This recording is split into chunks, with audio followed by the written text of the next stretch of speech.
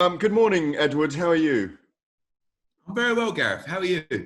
Very good, thank you. Unfortunately, talking about hair, yours looks absolutely in perfection tonight, Well, this morning. hairline's moving up every day, but we're Yeah. hanging in there, Gareth. Yeah, well, mine is just wet because I just stepped out of the shower, a late shower this morning. But we're online today, not necessarily for a boxing chat, but maybe I could ask you a couple of questions. But this is a very important issue.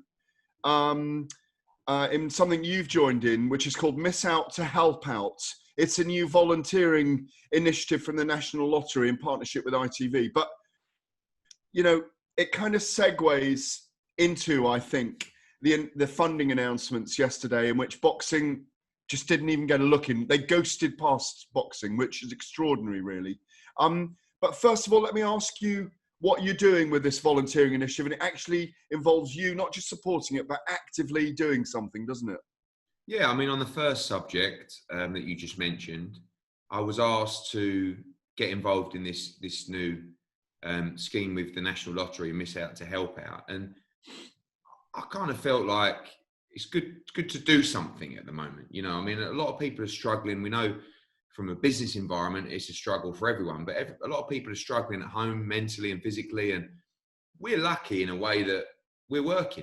You know, I can come in here and I go to do the shows at the weekend. So socially, life is very different, but you know, I'm still keeping myself busy and active, and that's important. So I just felt that it was something that I should do and get involved with. And then I did it and I had the greatest time.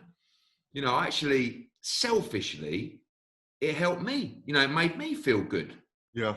And I think that's important as well. We shouldn't lie to ourselves and say, "Oh, you're helping the community." You're also helping yourself. Because I went on and did an hour and a half, you know, during the press conference, nipped out and somehow fit it in. And if I can do it, many people can do it, because I haven't really got enough, a great deal of time. But I got involved with this charity called Sporting Memories. And it's Yes. people that are suffering from, you know, depression and some kind of sort of physical debilitating injuries and you know, diseases and stuff like that. And it was a group of people. We did a physical workout on Zoom. We did a quiz. We talked about all kinds of topics in sport. There's a lot of older people on there as well. There's one lady called Frida, and I won't forget her because I remember her smile so well. She must have been, I mean, I don't want to get it wrong, but definitely somewhere in her 80s. She did not stop smiling for an hour and a half, you know. And I thought about my late granddad who passed away sort of 4 months ago. I thought, you know what? He didn't know how to use Zoom. I could have taught him in the end. But that's the kind of thing that he would have really looked forward to. You know, they don't have the ability at the moment to meet at clubs and take part in physical activities that they do, but they do help. You know, they still get together. They still have something to look forward to. They still have the opportunity to talk and to enjoy themselves. And again, I looked at that and thought, wow, my granddad would have loved something like that. You know, that older generation, they're a different breed. They're so much greater than we are, or this generation are. What they love to do is they love to talk. They love to discuss. They love to enjoy themselves, have fun. And I came off there yesterday after an hour and a half. And, you know, I have to admit, when I got the message from Ross saying, "Oh, it starts now," and I was running around everywhere, I thought, blimey. I almost thought to myself, why did you agree to this? And I did it. And afterwards I thought, that was brilliant. And it was the best thing I did yesterday. You know, I did the press conference, I did deals, I did everything. Hands down, the best thing I did yesterday was doing this. And, you know, I think that everybody's got time to do it. And at the moment, everyone's definitely got time. So, you know, we know that the campaign is about missing out on your favourite TV show to give up that time. But regardless of the TV show, everyone's got time. You know, an hour to make people smile is one of the best hours you'll ever spend. I think what you're talking about as well is that we all forget, and especially at this time where, you know, you know, we're, like you say, myself as well, I'm very busy with work, but we're all wired for connection as well.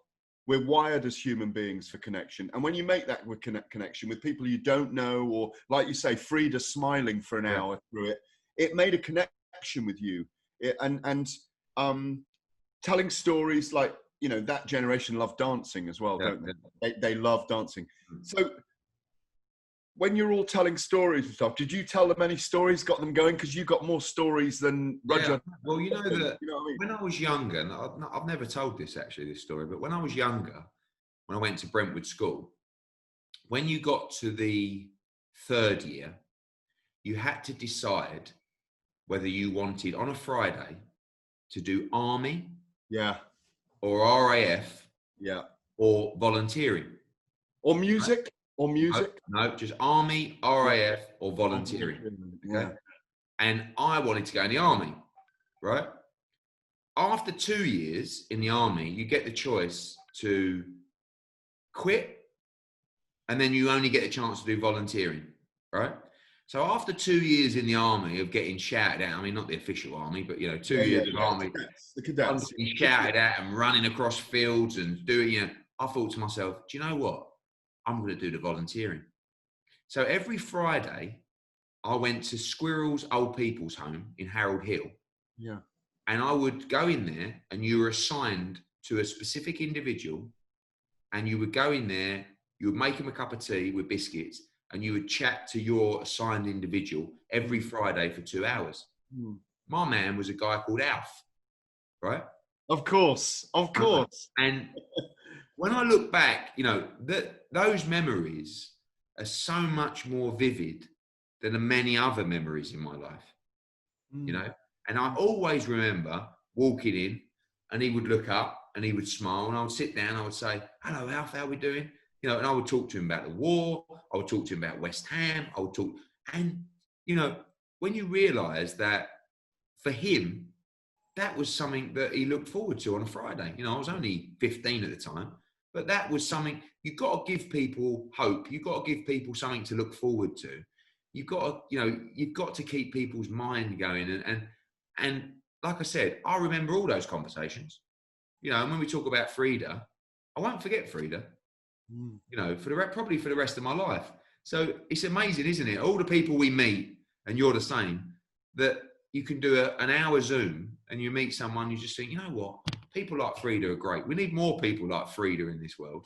Yeah. And I just think that we're all involved in this rat race, aren't we? Where, you know, we're trying to put shows on, we're trying to make sure we keep boxing going. But actually, sometimes you become a little bit detached from the community and from reality, and understand that you can do so much more. Like, you know, the job that I'm doing with boxing and keeping the sport going, it is important. But to make someone's day like that is really much more important. Yeah. Going on to the second part of your question, when you talk about detached from reality, you know, would there be anyone that is more detached from reality than Oliver Dowden and is it Huddlestone? The Minister of Sport. Ministers, for culture, media and sport. To completely disregard boxing and the role that it does within the community, to put sizable funding into, you know, other great sports, but rugby union, 120 million, horse racing, 40 million, motor racing, 6 million. I mean, these people are so far removed from society and the inner city communities, you know, and we are as well, you and me, but because we work in the sport, because we've seen we know, right? So, Eddie, to give you an example, I did a piece with James Cook the other day, who runs the Pedro Club. Well, let me just give you I did a piece with him in the Telegraph. If anyone watching this doesn't know James Cook, MBE, brilliant kind of middleweight, super middleweight. James is 61, I think he is, 61. Brilliant man, deeply Jamaican British, soul of a community in Hackney that used to be called Murder Mile, where you could buy guns and crack 20 years ago, like step outside your front door and just buy it. There were murders everywhere at the time. James has changed, I want to say thousands of lives, because the ripple effect he probably has. But that's a man who gets up in the morning and he gives sessions to kids for nothing in the Pedro Club. They've been closed down. I spoke to him just before the second lockdown, all right? And he said, I'm so worried about, I'm going to be walking up and down the road around here trying to get them to do a run, distanced, bringing books with me, getting them to read a book. And this is just the youngsters. And he said, after the first lockdown, I took 2 sessions a week with 70 and 80-year-olds as well, because they're worried about going back to the gym that they were going to before. So we do it outside, socially distanced. These are the kind of clubs, and they get donations of 1,200 quid to fix the toilets or something. They got no flaming funding, you know, and it's such a community resource. It's the kind of place where Oliver Dowden should be going to visit to see what's going on. That's just one example of hundreds around the country. Thousands, exactly. And if they went to visit, they may understand. Exactly. It's like boxing. It's almost like, you know, they don't, you talk about knife crime, you talk about, you know, young kids, you talk about obesity, you talk about mental health. These are all the things that can help change the numbers. You know, you've only got, you know, that you've done millions of interviews. Every fighter says boxing either changed or saved my life.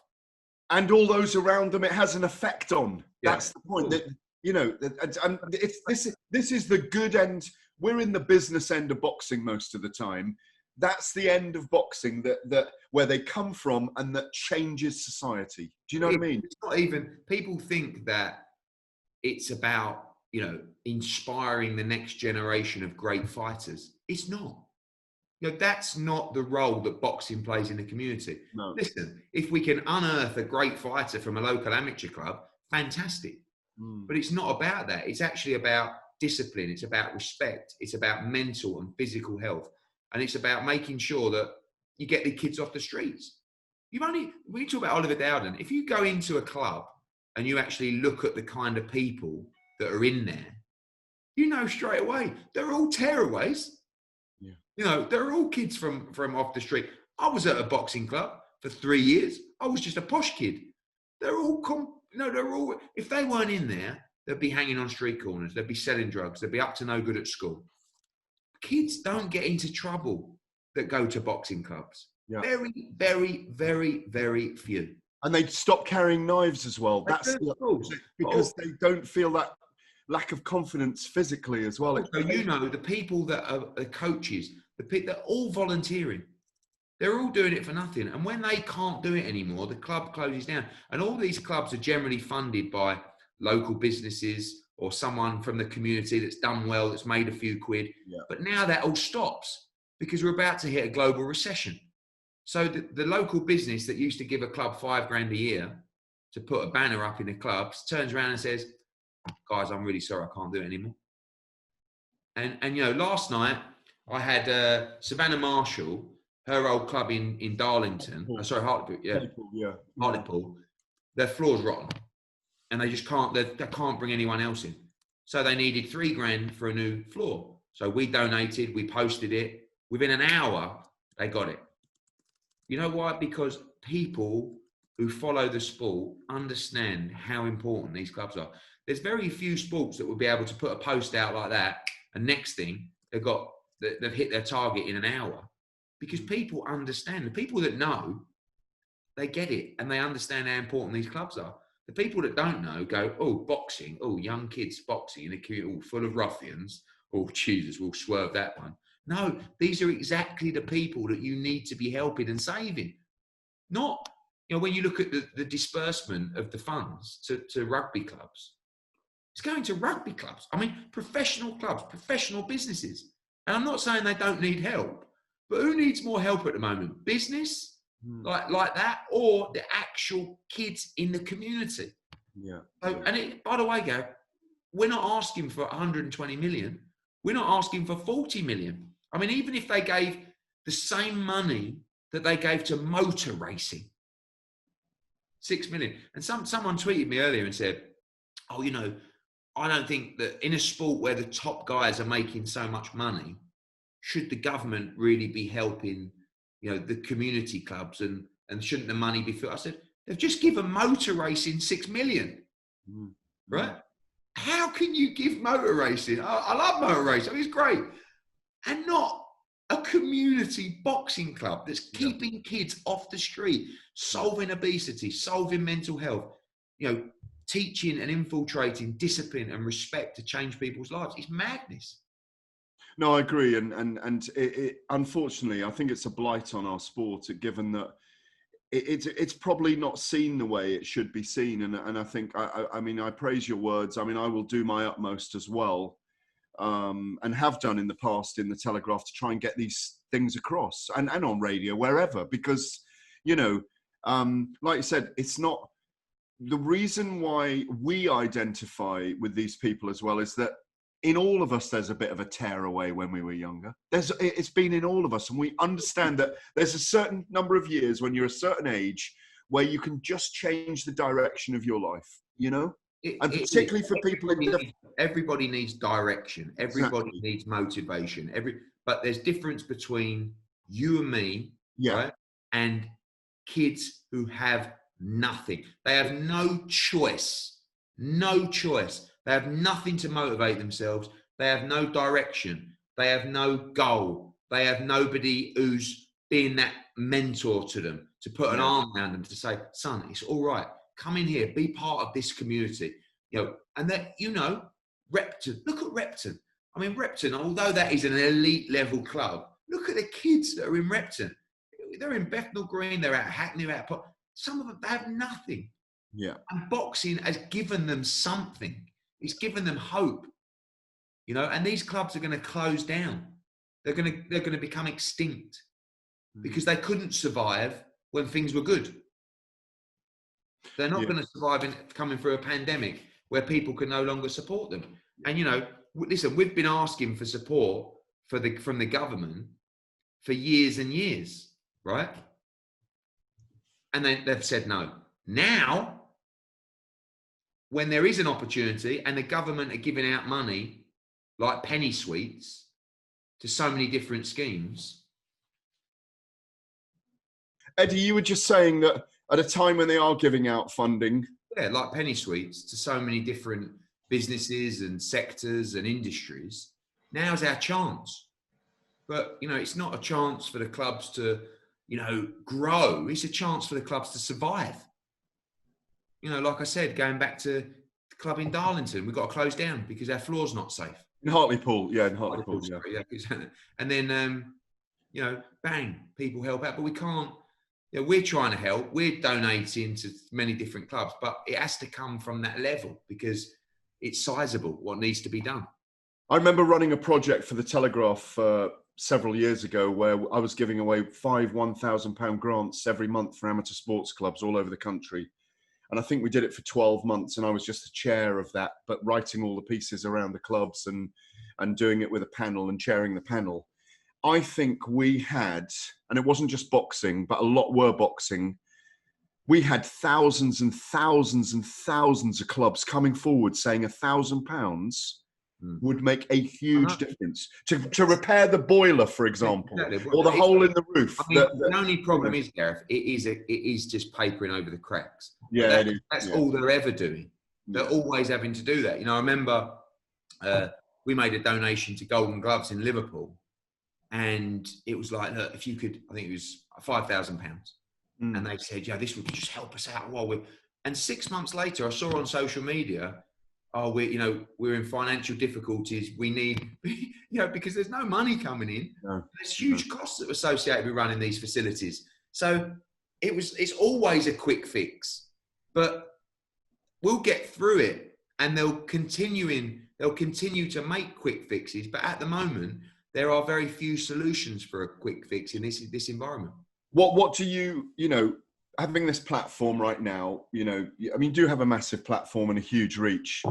What do you advocate that all of us in boxing should try to do to get the message across? You supported the Telegraph. Yeah, the only way you do it is to put the pressure on, and to make yourselves and make the people heard.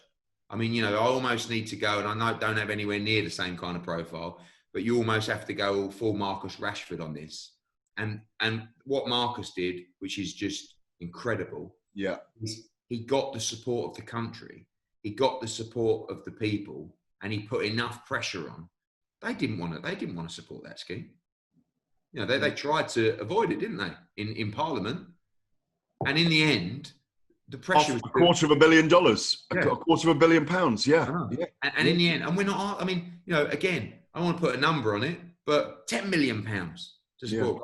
It's, like I say, not throwing away money, but at the moment, it's funding here, rescue package here, the arts, this, and nothing for boxing. And it's only because they don't understand. Yeah.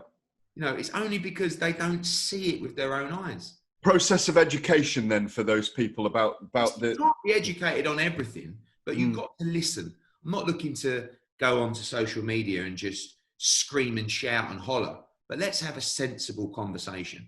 Just please understand the role that grassroots boxing plays in the community. That's all we're asking. And I believe if you understand it, you will help. That's the serious business of today, kind of discussed. And I'm very happy to talk about it with you, because very often we're not on these kind of subjects. And it's great to see that how much they matter to you. They certainly do to me. And you know, I laud you for your involvement in them. In terms of tomorrow night, Conor Benn headlining. It sounds really trite to go on to the boxing now after talking about those things, but the kid's carried it well this week, hasn't he? Yes, I mean, you saw a little breakdown from him on the Sky interview. I don't know if you saw that, you know, talking about missing his family, and, you know, he had a tear, which is, you know, can be concerning, because it can also be a sign of the pressure getting to you. I mean, Conor Benn, I'm really proud of Conor Benn, because when he came, a lot of people don't know that his family, Nigel and his mum and his sisters, live in Australia. So he left Australia to try and follow his dreams and career in boxing. When he came to us, you know, the only thing I was really interested in was he's Nigel Benn's son, right? It's a bit of a gimmick. It's a great story. And if he's anything like his old man, what a touch that would be.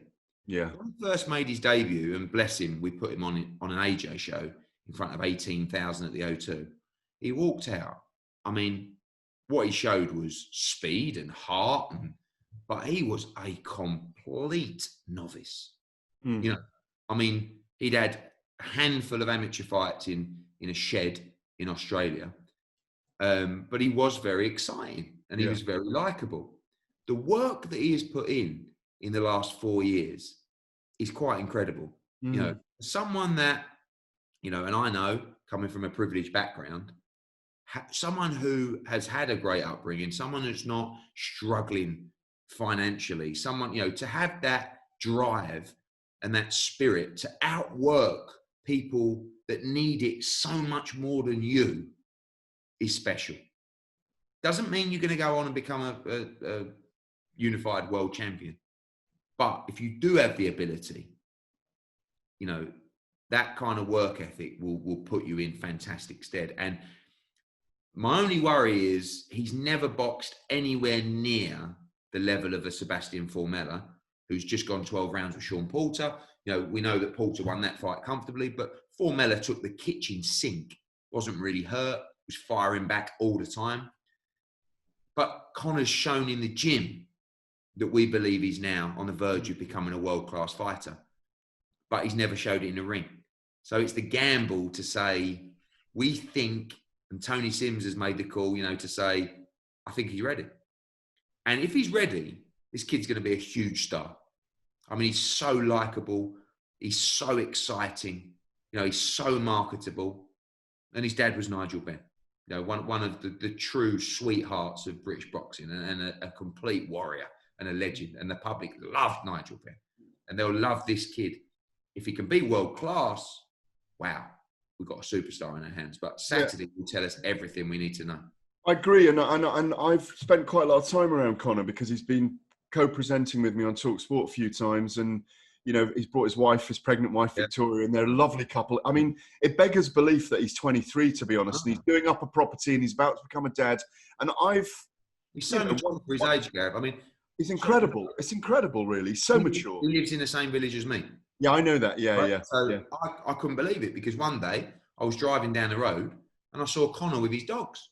I mean, the average age in my village is about 90, right? And I'm thinking, I pulled over. I said, "What are you doing?" He said, "I bought a place up there." You know, I say he should be because he shouldn't be, but most people would be out partying, living that But lifestyle. can I say, he's already explained this, Eddie.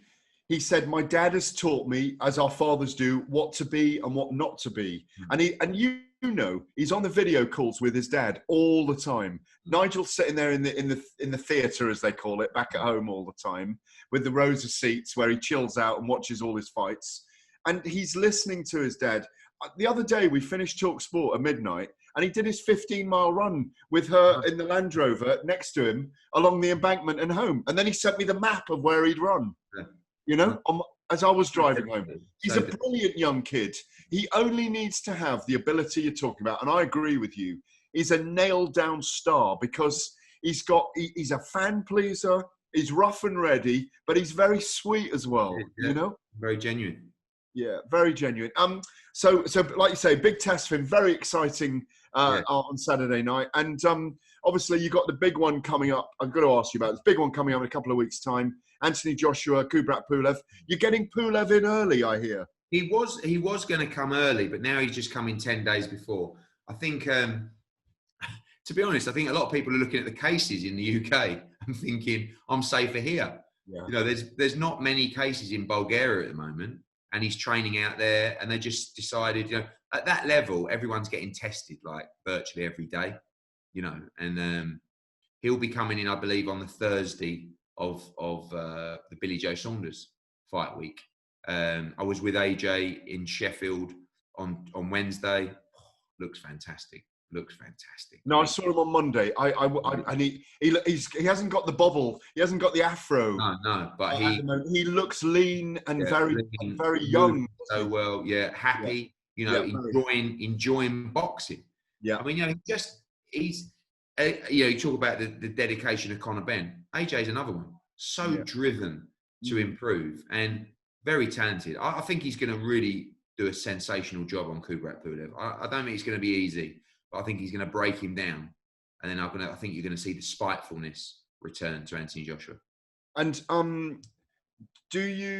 weird situation with Tyson Fury. I can believe the numbers didn't work to make it happen late at night at the Albert Hall for ESPN and Top Rank in America as a pay-per-view. I get that, but also I just wonder whether they're waiting out to see what happens with AJ and Kubrat Pulev to kind of ride out this legal case that needs to be kind of sorted out with Deontay Wilder as well. Is that your understanding of those two? I mean, I think firstly, it's never a good look to say you can't get the money together for a star to fight. I mean, we've done it time and time again.